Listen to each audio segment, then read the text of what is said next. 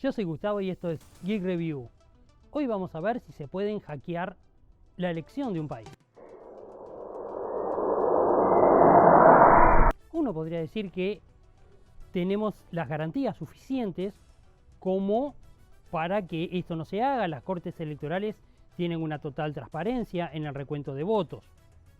Pero no es ahí donde se hackea una elección, es antes, durante el proceso. ¿Cómo? Manipulando las emociones humanas. Hace unos años fue detenido un hacker. Este hacker lo que hace es una deposición. ¿Qué es una deposición? Básicamente lo que vemos en las películas, un trato con la corte a efecto de reducir la condena si él brinda declaraciones. Y Sepúlveda empezó a cantar, como se diría vulgarmente, como un pajarito, y empezó a decir para quiénes había trabajado. Él participó en varias campañas. ¿Qué más dijo Sepúlveda? Dijo que él había trabajado para distintos candidatos presidenciales, como por ejemplo Uribe, y también que había trabajado para gente que hacía campañas. Dentro de las muchas cosas que hacía Sepúlveda, ¿qué hacía? Iba a las sedes políticas, usaba un sniffer, que lo que hace es interceptar los paquetes de datos. Estos datos los transfería a un servidor que estaba en Rusia y lo pagaba con Bitcoin. En estos datos había propuestas de la campaña electoral, quiénes la financiaban, los discursos, todo este tipo de información la sacaba de uno de los candidatos y se la entregaba a otro. Esto era lo que hacía Sepúlveda. Una de las cosas que hizo Sepúlveda fue hackear el Twitter del gobierno venezolano, que seguramente lo manejan gente que hace redes sociales. En general los presidentes no manejan sus propios Twitter, tanto es así que el gobierno venezolano decide bajar todo internet en Venezuela durante media hora.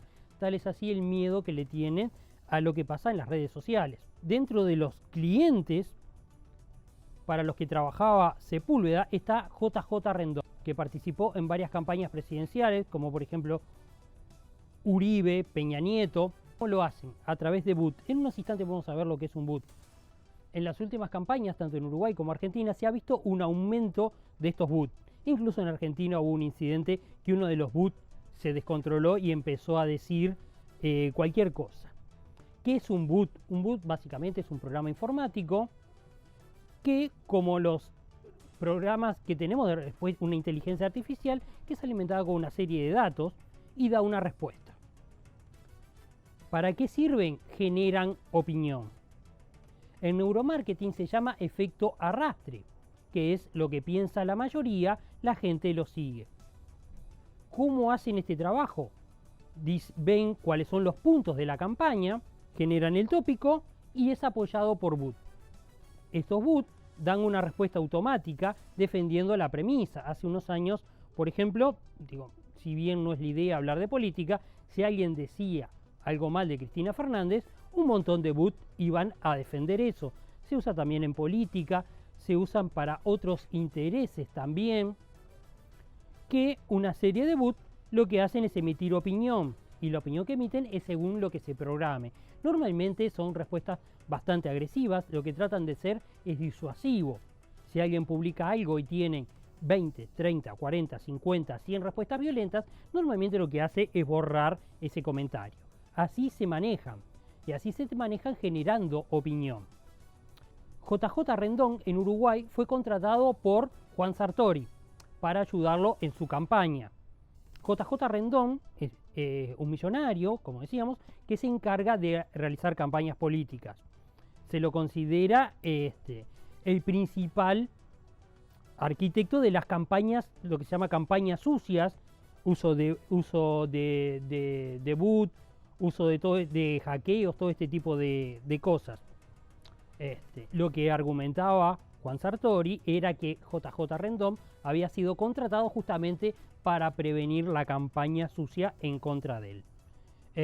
En algunos momentos, JJ Rendón fue también el creador de Medifarma, que era la idea de que la gente que estaba jubilada tuviera unos tickets que después cambiaba, que podía retirar medicamentos, que la idea ya estaba como implementada de antes, y no fue muy efectiva. Esa idea después a la poste fue descartada. Y a mediados del 2019 Juan Sartori decide prescindir de los servicios de JJ Rendón, entre otros. Entonces lo que vemos, ¿qué es lo que logran? ¿Cómo hackean una elección? Creando opinión, el efecto arrastre.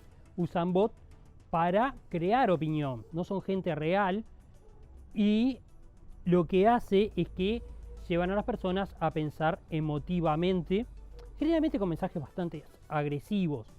Cuando uno piensa emotivamente, deja de pensar en forma racional. Bien, finalmente lo que decimos, Sepúlveda era un hacker, si bien dentro de la comunidad del resto de los hackers no era considerado muy bueno, de hecho lo atraparon. En este momento siguen, obviamente hay muchísimos hackers trabajando para distintas cosas, entre ellas haciendo campañas políticas. Y la mayoría no los atrapa. ¿Qué hay que hacer entonces? Informarse, analizar, no actuar por emociones, no dejarse manipular.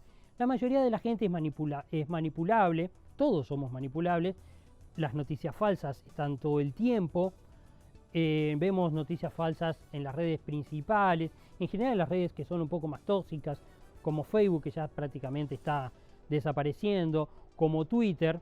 Entonces, ¿cuál es la moraleja de todo esto?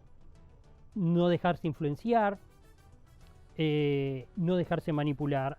También vimos hace un tiempo que una chica que tenía miles de millones de seguidores quería vender algo así como una cantidad de remeras y no vendió ni siquiera una.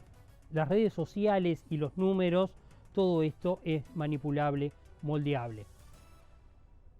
No nos dejemos influenciar por las redes, no nos dejemos manipular a través de los mensajes que ellas nos brindan,